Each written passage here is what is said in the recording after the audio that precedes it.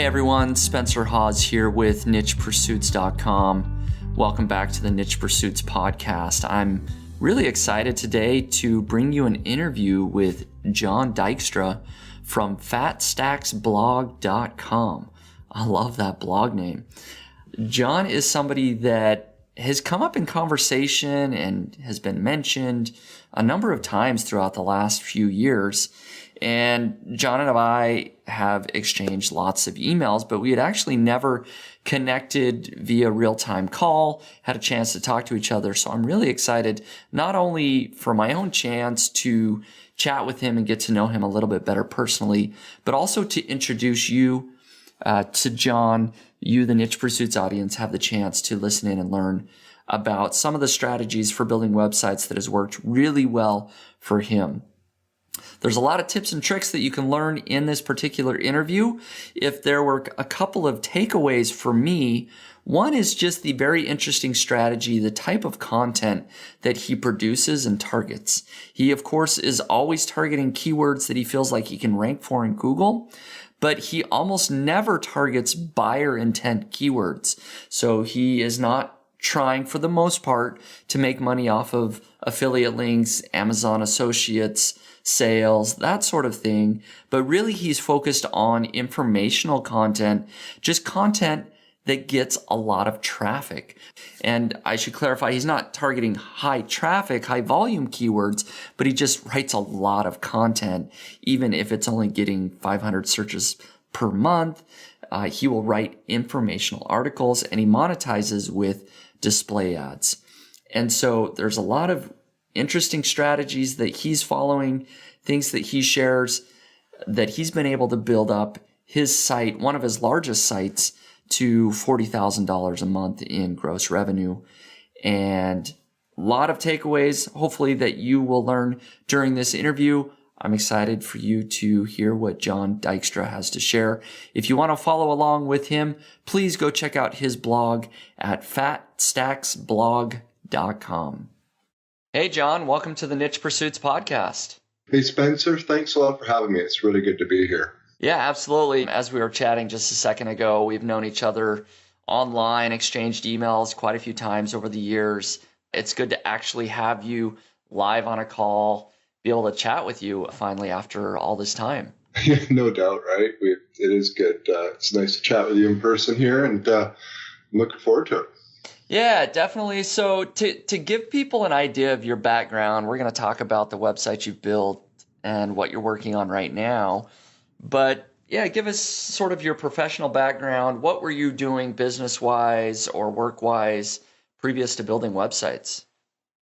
Well, I used to practice law. I'm still a lawyer, but now I'm practicing. It's a nuanced distinction. Anyways, I was practicing law as a young lawyer, and I had the good fortune to work with my dad, which I really enjoyed. I actually liked being a lawyer, and we needed a website, so I set out to do that. And long story short, we actually hired a really good company that suggested we blog at the time, and this is back in 2006, and blogging was a novel concept online. And so they had this whole CMS built into the website they provided and showed me how to use it. This was, I think WordPress was kind of just starting to make some headway. Right, just barely getting started. Yep. Yeah, and they had the CMS just function like WordPress was cool. So I just started blogging like nights, weekends, just writing about law topics in our various practice areas. And I mean, they were bang on because the SEO worked really, really well and really fast. I mean, back then it was really easy because a lot of lawyers didn't have websites. Anyways, that's how I got into blogging. And from there, once you delve into the industry, you learn about niche sites and blogs and other topics and so forth. So I started another little site and just kind of grew things from there. And at some point, it came to continue to practice law, which is a full-time endeavor. It's hard to do part-time or pursue online, and I chose online. Okay. So about how long after you started that first site on the side was it before you pursued blogging and building websites full-time? I'd say it took about 2 years. I mean, I didn't have a lot of time. Law is a demanding job. And plus I was doing a lot of our law marketing at the same time on the side. So it took 2 years to build it up. Yep. And I would say 2 years till I was doing pretty well, 3 years till I had to make a decision to switch full-time online. So I didn't do it in baby steps. It was sort of like I was doing both pretty full tilt. And then when I had decided that I'm going to move from law into full-time blogging, that was probably about 3 years there. Okay. And to give us a time frame, about what year was that? How long ago? 2012. 2012. Okay. So full-time blogging since 2012, been about 7 years, only about a year after I went full-time. So very cool, very similar time frame here. Since that time, what has happened with your business? Tell me a little bit about your business right now, maybe what you're working on, how many sites you have, that sort of thing. Sure. Right now I have 9 sites. I focus on 3 with a lot more. I tend to focus my time on where the bigger earners. So that's 3 really. The other ones I'm slowly growing. They're going to take a long time. You've been in this industry long enough to know that it can be volatile. 5 months after I went full time, the first penguin hit, and that impacted me, and that was not pleasant, but I got through. I did a lot of the Facebook stuff when reach was great, and that was a big benefit, and that ended. Right. Fortunately, I had diversified traffic then and was doing a lot of organic search, was working out well. So that wasn't too big of a deal, really. But I would say right now, the business is probably more solid than ever. Focusing on niche sites, mostly display ad monetization, some affiliate stuff, and long tail keywords, just going for really good content, really trying to build out, not just keyworded articles, but covering topics. And beyond that, I try to make my site cover topics in a big picture. Like really, like I want this, okay, I'm going to cover a particular topic on my site. I want it to sort of be the go-to topic for anyone who's interested in that, whether it's product related or just informational related. And so I'll even write a lot of articles that don't really target keywords, but instead I just think it's a good fit if a visitor arrives to the site and sees sort of a whole series. So that's been my approach, and it's worked really, really well the last 2 years for me, really well. And so that is what I continue to do. Yeah, so just to follow up to that sort of keyword or content strategy briefly, you sort of say, you may not find it a specific keyword that you're targeting, but you just kind of know that, hey, people probably want to read about this or learn about this. Are you using any particular tools to do that, like Answer the Public? Like, is it just questions that maybe don't have a lot of search volume, but are very relevant, or some other just creative brainstorming? Usually what happens, I use Ahrefs, I would say 99%. Okay. Keyword Shitter also comes in handy. That's free. Ahrefs, what I'll do, when I think about a topic, a larger topic, I'll, look for the main keywords. But after that, then I start really breaking it out into more and more specific article topics. Sometimes I'll add it to the main article and really like these are quite long and in depth, or I'll decide that it warrants its own. So I go for the main keywords, and usually they're already fairly long tail. Like, I don't know, long tail, maybe 500 searches a month. I'd be pretty happy finding something like that I think is a good topic for the site. I know for a lot of people, it's just way too little. They would never consider that. But for me, it works. And then I'll just, I just sort of think about the topic. I might just sort of read online about the topic and come up with more ideas that will really build out the series for that. And I've noticed over the long run, probably the biggest rankings boost I had, I think this is already going back about 4 or 5 years ago with my biggest site, was I had covered a topic in depth, and I think it was about 10 articles, and they were all really, really long, really detailed. I put a lot into them, and they were ranking like crazy. And it was interesting because it was sort of like Google valued the site not just for the one article, but for the whole series. And that sort of gave me the idea to focus on going really, really deep into topics on the site. And my sites cover multiple topics. Not like I just build a site, build it out with one topic and then move on. My sites are actually fairly broad within a sector, but then for the various topics, I go very, very deep. Right. That makes sense. So you're kind of establishing the topical authority, right? You've kind of got maybe, for lack of a better term, you've got a core article that may have a lot of spokes with more and more in-depth articles that are very related to that core topic, right? Is maybe one way to look at it. That's actually a really good way to look at it. That's how I think about it. I map these things out. Yeah. Yeah, absolutely. And that makes a lot of sense. I mean, that's sort of the strategy I'm using as well, which is why I brought that up, because that's kind of how I think about it is I'm trying to establish myself as an authority on one particular topic. And then as I build out related content to that sort of that sub article or sub content of that main core topic, there's a lot of interlinking going on between, back and forth from those articles so that sort of Google understands that these are all related.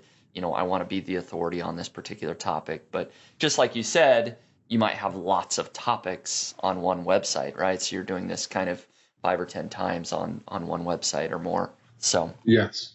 So to give people an idea of the type of success that you're having right now, can you share some income numbers, either from just your larger site, maybe just because I kind of know you do share your income reports on your site, maybe share the most recent income for your largest site and then maybe just your other sites combined or something like that?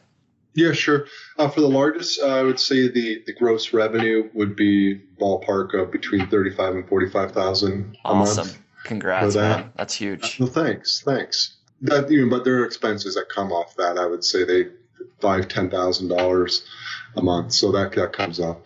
The other sites will range anywhere from I think I've got one that does about $2 a month, and then I'm kicking that one along, and then I think it goes up to about 6 or 7,000. So I mean, I have one big earner, and then 8 much smaller sites. I don't really discuss the revenue for FatStack ever. I don't really consider that that's relevant to discussing how to build niche sites. So that's a separate thing altogether. Yeah, no, and that's good to clarify. So the income on your niche sites, like you shared, the $30,000-$40,000 does not include your fatstacksblog.com income. So that is good to know. You're making money, very real money from blogging these niche sites. What about the very first niche site that you built? Is that still around? Is that one of these? The second one I built has survived, and it's one of my bigger earners. So, it worked out. I mean, the first one didn't work out. That happens. It's the way it is. If you're doing this and your first site's not working out, I think you'd be hard-pressed to find anybody who's 10 years in still working on the very first domain they registered. Yeah, absolutely. No, I agree. And also, just to give people an idea, I think you said you had 9 niche sites. Correct. That you're working on. Can you give us a rough idea? And I don't even know if I could answer this question, but can you give us a rough idea of how many failed sites you've had since 2012? A lot more than 9. Yeah. It's ones that I put actually real effort into. Some I wouldn't say failed. They worked, and then the environment changed. All right. I had a site that basically survived off the viral Facebook algorithm for a number of years. It was a big success, but when the writing was on the wall, I ditched it. So there's that example. It made you money, but it's just no longer around. Yeah, and there was no way to convert it to a different model. It was structured to work that way, and that was it. So that one, and I would say there's a lot of experiments. I don't know, I'd say 30. Yeah. Maybe more. Yeah, no, I'm in the same boat. For me, it's well over 30. I just like to share that to kind of let people know that, hey, not every site is a home run. Not every site's going to stick around forever. Some do well, some don't. It's a learning and a tweaking process. And hopefully as people listen to this interview and others, they can sort of hone in on a couple of strategies that are proven to work and can work, and they can follow that. So let's kind of focus on your larger site that you have right now. Can you give us a high level strategy that you followed to make that site a success? Just content wise, monetization wise. What's kind of the strategy that you're following? Okay, well, monetization, about 90% is ad display ads. So that's pretty simple, which is AdSense. I use Monumetric as a header bidder, but there's lots of header bidding networks out there. You can pick any of them. I think they're all going to be comparable. And then a video ad I use. So that's it. The monetization is very simple. Okay. In terms of how I went about building it up, I had a different plan for the site from the get-go. First, it was intended to be just an affiliate site, and that didn't work out. Ads work way better, so that was cool. The other thing is I was going to create a totally different topic, and what happened is, I don't know, I just kind of went on a bit of a frolic, and I published some pretty good articles on topics I never intended to. And lo and behold, they started performing really, really well, like getting lots of traffic, organic traffic. And I thought, oh. And so it completely changed my approach to doing it. And I think the lesson there is be prepared to adapt. Don't just you may have the best plan for your site, but I completely pivoted the strategy for the site. I started focusing on what was working. And I do that now too. Like when I see a new type of article and it starts performing well, I will then think about, well, how can I do 50 more of that sort of concept with different topics and sort of things. So I kind of roll along with what is Google favoring my site for? And that's how I make every decision, I'd say on a quarterly basis when I'm planning out all the content. So, and it's still evolving. And there's a lot of stuff I publish that doesn't work. It doesn't perform pretty well. And then there's a lot of stuff that does. And it's kind of boils down to a numbers game. But I will say it's been about 5 years now with the site. And you get better and better at figuring out what's going to work and what's not going to work. In terms of strategy, I tend to focus more on the long tail, low competition stuff than swinging for the fences. I don't build links. I attract a lot of links, and I'm getting pretty good at coming up with content strategies that do attract more links. That's a big focus for me. But I don't spend any money or time building links, which means I'm not going to rank for the million per month search volume keyword. It's not going to happen because you need links for that. I understand that, and I'm okay with that. But I do go after the 500 monthly searches, 200 monthly searches, 2,000, those sort of things, and publish a lot every week and slowly have a growing aggregate traffic across a lot of content. How much content do you have on the site? About 3,200 articles. Wow. It's a big site. It's a big site. A lot of them are, I would say, but that's, I thought it was a big site, and I have colleagues who have 30,000 articles. So, wow. And then if you even go to the top tier, really big websites, they have hundreds of thousands. So right. While mine 3,200 sounds like a big site, it's probably at best a mid-size, probably not even that. Yeah, that's a good point. How much of that content have you written yourself? The first year I did most of it myself. But I was able to do about 2 a week. They take a long time to put together. So what is that? I don't know, 100? Yeah. I would say I've written maybe 300 or 400 of them. Okay. So I still write. I wrote one this morning. I still do it. I still will do it myself. It's just I find outsourcing allows me to scale. But there's some stuff that I just am very particular about, and I write it myself. And yeah. So you are outsourcing a lot still. Very cool to know that you are still working on the site in terms of you actually are writing a little bit, but outsourcing most of it. How have you found good writers? I've used a lot of services and hired lots of freelancers. I'm currently using Content Development Pros. They're working really well for me. They're a full service agency, and they will also format and do everything in the back end. So basically, when they tell me an article's ready, I go on and click publish, might review it, maybe make a few tweaks. But that has been outstanding in terms of saving me time because previous agencies and services I use, let's say TextBroker, for instance, right? Mm-hmm. They deliver the article, and then yet I still have to go in, I have to format it, I have to get the images, I have to put it in links and all this other stuff. But Right. I've been able to train my news service to do all of that. Now, the training takes a long time. It's funny. Training them to write and cover certain topics is a lot easier than training them to format exactly how you like it. There's a lot of back and forth on that. Right. But anyways, we're up and we're going full steam on that, and that's been huge. So that's a big reason to use them. But I still place the odd order with TextBroker.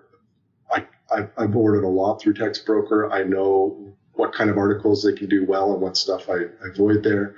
Writer Access I've commissioned, like you can search for experts there, which I really like. They're a lot pricier, but if you need somebody with a certain certification, you can actually seek them out on there. They may have a particular degree or certification, and you can, offer them an article. You're going to pay a lot more for something like that, but sometimes that's necessary. I have hired college, university students to write as well. I don't know. It's just, yeah. Sometimes an article just needs a particular angle or expertise, and I'll seek it out. But the lion's share I use via whichever agency I'm currently using. And so about how many articles a week or month, whatever number is easier for you, are you publishing right now on the site? Oh, right now I'm doing a lot, way above average historically. I would say historically I would average between publishing 1 and 2 articles a day. That would be the average. I'd say right now I'm doing a huge mix of updating older content, which is very time intensive. Mm-hmm. And I do quite a bit of that. And then as well as new, I would say new maybe 3 per day right now of new, and then anywhere from 1 to 3 updates. Okay. Yeah, I just want to give people an idea of the type of work that you're putting in, how much content you're publishing. To go back, you were originally talking about how you're finding content ideas, doing keyword research. Are all of your article ideas focused on SEO? And I guess what I mean by that, are you hoping to rank in Google for every single piece of content that you're writing? Or is some of that like strictly more Pinterest shareable type content as well? I would say all Google search is the intention. For me, and I'm in a Pinterest-friendly niche, and I get over 100,000 visitors a month from Pinterest. But that is a lot more passive. And I know some people have been very successful really, actually working Pinterest and making it work and growing a lot of traffic. I've done a lot of proactively working on Pinterest. And while it works, it increases traffic. I've found that the amount of time necessary to do that or expense in hiring skilled graphics people isn't worth the increase in traffic. So while I do Pinterest, I do it in a very streamlined fashion, essentially Tailwind. And I got to say, I think the lion's share of my Pinterest traction is simply visitors pinning stuff off the site itself, which is 100% passive, which is fantastic. So, but organic search is my focus. And the reason for that is it's passive and it's very long term and it's fairly stable. Right. Yeah, I agree. So to follow up with Pinterest just a little bit, you say you're getting about 100,000 visitors a month. Are you creating new pins for the blog posts, or is it just if you have images in your blog post, you're sort of sharing those? You mentioned it's very sort of streamlined. Right. It's mostly just the images I put in my blog posts. I use basically across my niche sites, I use a lot of images for everything. I like them. I think they perform well with ads, which has been another benefit. But I just use a lot of images and they get pinned. Okay. And are you managing the Tailwind yourself? You doing that, or do you have like a VA that's helping you out there? Oh, I do it. I do it every couple months. I'll just load up hundreds. Gotcha. Yeah, just load it up and let it run. Okay. Hit the button. Yeah.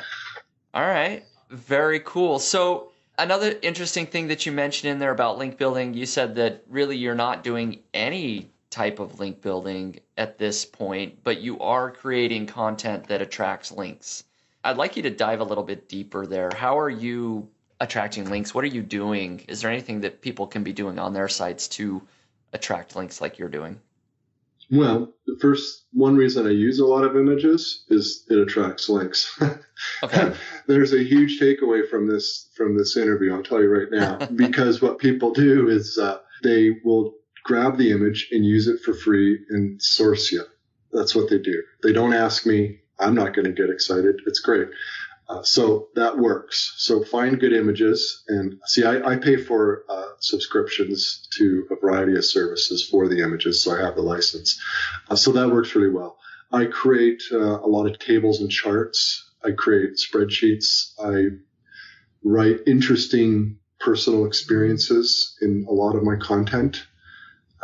Stuff like that. Just anything that will make it unique, different, interesting, and linkable. Right. And it attracts likes. Okay.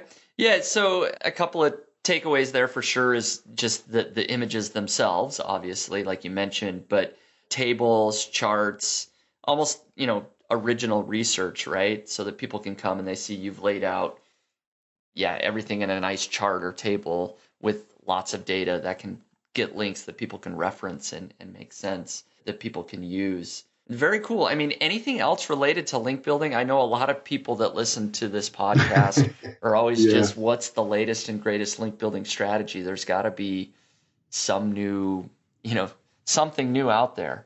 But just anything else that you're doing that you feel like has helped? Just that. Okay. Push out content. I mean, I would give one little tip. It's going to help a little bit would be if you're going to put in a table or a chart, table, I guess, do it as an image because people rip them off. See, I try to play toward what other people want, right? They want a chart or a table. Well, if you use I like Table Press, so I use it. I'm not knocking it. I think it's a great tool, but people can't rip that off, right? What they can do is they can rip off a screenshot of your table and they'll put it on their site and then they'll link to you. So use put anything you can into an image format. And I know Google doesn't crawl that, so you're kind of giving that up. But I'd rather have the natural links than maybe Google reading a bunch of numbers in a table. Yeah, that makes a lot of sense. Very good tip. I hadn't thought of that. Do you go back, because I have to imagine that it's only a certain percent of people that actually are giving a link back, when they sort of scrape that image or that table. Do you go back and try to find, hey, here's 10 people that sort of stole my image and ask them to link to that? Do you go back and go that far? Or at this point, you just kind of know that, hey, 50% of people are going to link and 50% aren't? Yeah, I don't have time to go and chase them down. It's a numbers game. Everything is a numbers game as far as I'm concerned. So I don't chase them down. 50% link, good enough. Yeah. Okay. No, good. Any other tips for ranking in Google, whether that's sort of content strategy, or I know you mentioned updating content, just anything else that's sort of pushing you up higher in the Google rankings? I have no empirical evidence of this, but I have found an interesting correlation between when I write a lot of personal anecdotes, speak in the first person, and write personal experiences or examples or stories from my life that I can incorporate into an article that would otherwise be a pretty dry, information-based article. Those tend to do really well. Now, I can't say it's that, but my best performing content, I would say my top 50, I have put time into really personalizing that content. It's informationally dense. Okay, it's got all the information I promise with the title, but I try to jazz it up with a lot of personal injection into there. You can always think of some personal life experience can apply to almost any topic. And I actually kind of enjoy doing it. So that would definitely be part of the introduction. Now, I don't do it for every article. Right. But if I see something performing well, it's got legs, let's say it's hitting page 2 and it's starting getting some pretty good potential search volume, I will go back and I will really spruce it up with a lot of that. And so I think, that's why I spend so much time on this stuff is I can't outsource that.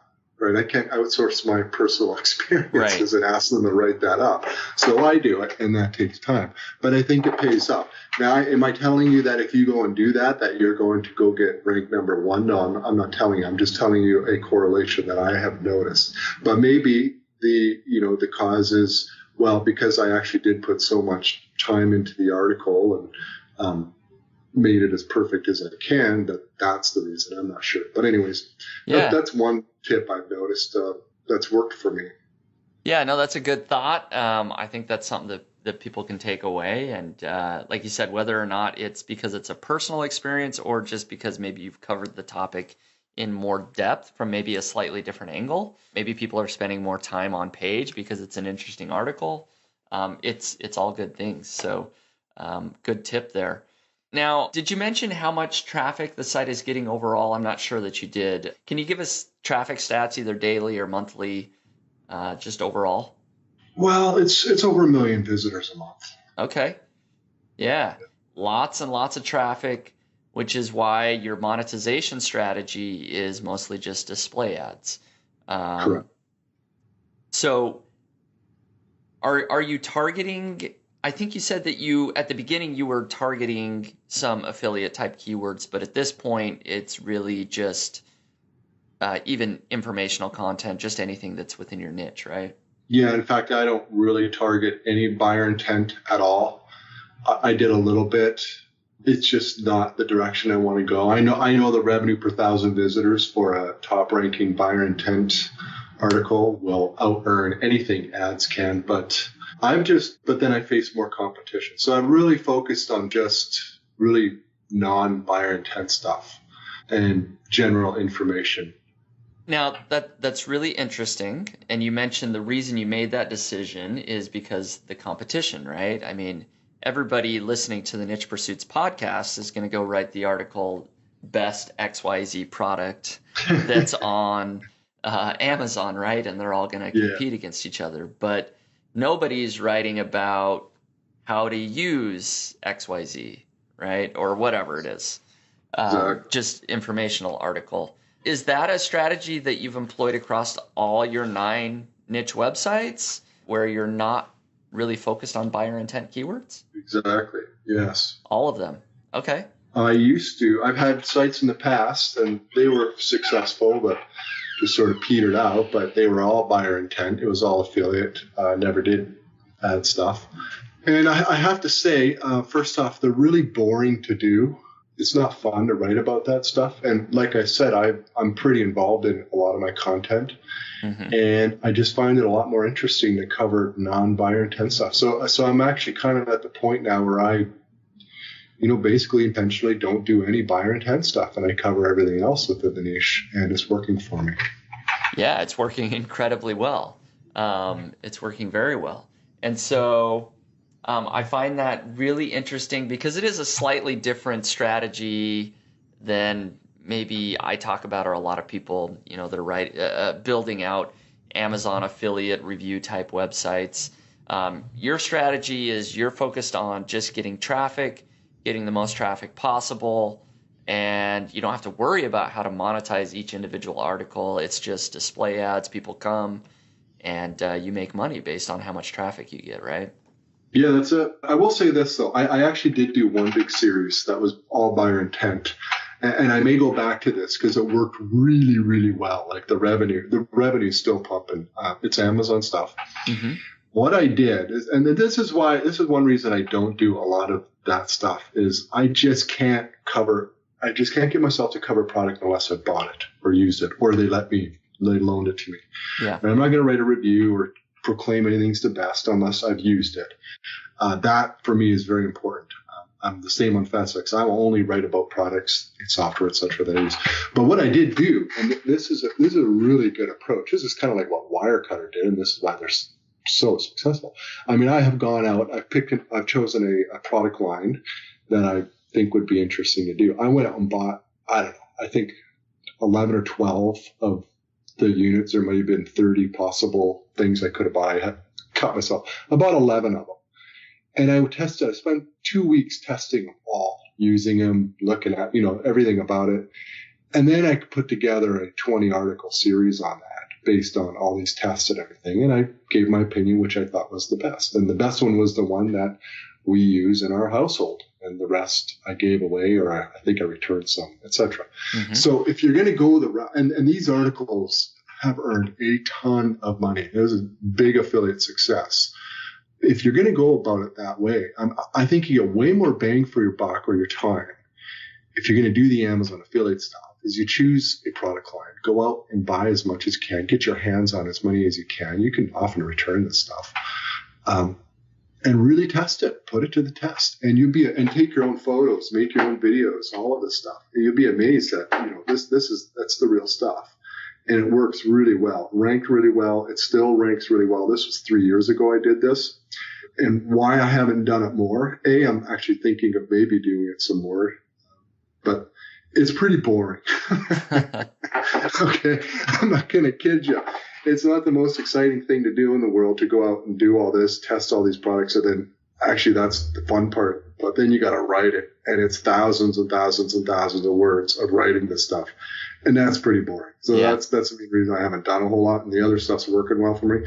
But hey, if you really like the Amazon affiliate angle for a site, and it can be extremely successful, one good ranking article can earn a ton of money. That's the way, in my view, in my experience, to go about it. Very good tips there. In terms of content length of each individual article, do you have a specific word count that you're trying to hit? What's sort of your formula for deciding how long to make an article? No formula. I do my standing instructions to every writer is you write as long as necessary to cover this topic in depth. And by in depth, it must be the very best on the internet for this topic. Those are my instructions. And so sometimes that's 1,000 words, and sometimes it's 12,000 words. And that's my approach. But if you're looking for a tighter range, I would say on average between 1,500 and 3,000 words. Okay. No, that's very good. I know people are always asking about that, or always unsure of how long to make their articles. So I think those are some good guidelines there that people can, at least have your opinion on, that they can follow there. Anything else that's working really well for you right now in terms of your sites? It's easy to get distracted, and I constantly get distracted with other things, testing new things. And sometimes it's good to test things because you stumble on little winners. But stuff like, I'll give you a few things, maybe what not to do. Okay. First off, everybody tells you email marketing is the holy grail of this stuff, and it's not. Okay. For a site like Niche Pursuits and Fat Sacks Blog, email marketing is excellent. Yep. For a site that covers DIY crafting or kids' toys or something like that, email marketing is not that great. So don't get all wrapped up about it. Don't spend a lot of time on it. That's just the way it is. Yeah. I've tried. I have a huge list in my biggest site, Niche. It's like 47,000, and it hardly makes any money, no matter what I've tried. So it just isn't the be all and end all for every niche. Focus on what works. I know you have to because a lot of people who are listening to this are going to read, they probably know all of the main blogs in that how to blog space. And you have to read that stuff with a very discerning eye, because you have to think, is the person telling you what to do based on their experience of how to grow a blog that covers how to blog? Or are they telling you based on their experience of operating in different niches? And it's a very important distinction, because, for instance, people in the how to blog niche will talk a lot about be everywhere, get on YouTube, be on LinkedIn, be on Facebook. And that's very true, and it works very, very well. They also say do a lot of email marketing, and that's true. It works very, very, very well. But what I have found is that can be bad advice in a lot of other niches. All right. LinkedIn is a total waste in a lot of niches. Yeah. YouTube is not very effective in a lot of niches. Facebook is not necessary. So what I'm saying is you have to think about what's going to work for your niche before you invest a lot of time and money in it. I focus on essentially 2 traffic sources for my biggest site, and Pinterest, and I hardly focus on it. It just happens to be a good source. And organic search because that's what's worked. I don't go on LinkedIn. I don't really do YouTube videos. I have. They never worked. That's why I can tell you from experience it didn't work.